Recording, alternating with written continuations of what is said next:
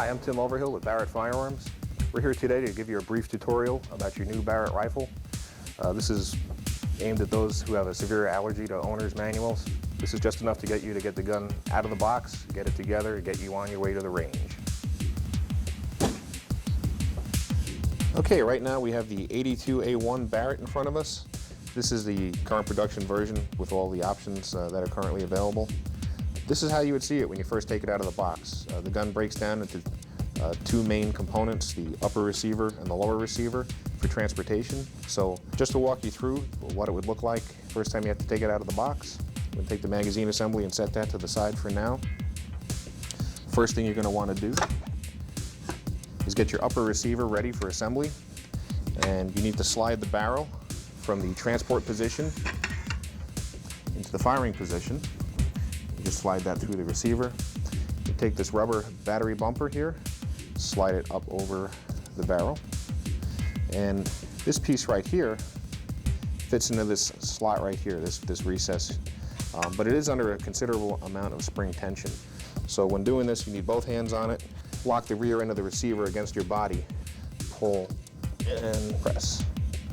That's all there really is to it. To get the lower receiver ready, pull on the bipod leg, extend it into the open position, stand it up. Okay, at this point you can see the bolt is what we call in the transport position. It's being retained in the receiver by the mid-lock pin. Keep in mind that the bolt group right here is under a considerable amount of spring tension. So keeping that in mind, we're going to firmly grasp the cocking handle and the bolt carrier at the same time, pull the pin out of the gun, and very carefully let the bolt slide forward.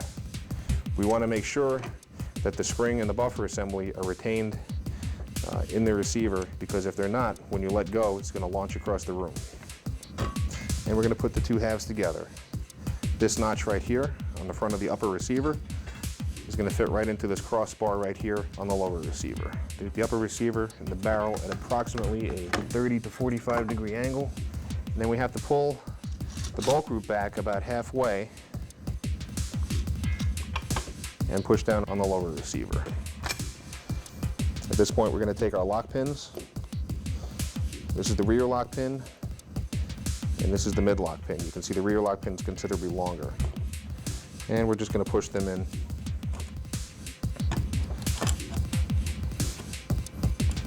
And the gun is now fully assembled and ready for firing. We'll do a quick function check. We'll pull back on the bolt. We're going to do a visual and physical inspection of the chamber to make sure that there's no ammunition in there. Okay, with the gun in the safe position, the safety in the safe position, we're going to pull on the trigger.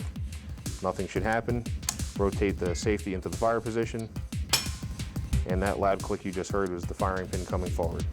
So we know the gun's ready to fire.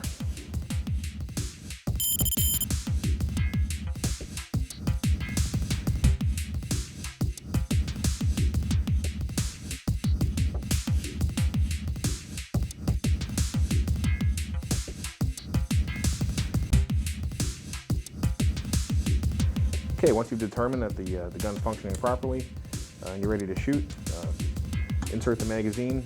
You insert the front end of the magazine first and rock it back up. You hear it click into place. Just do a little bit of a tug to make sure that it's firmly in place.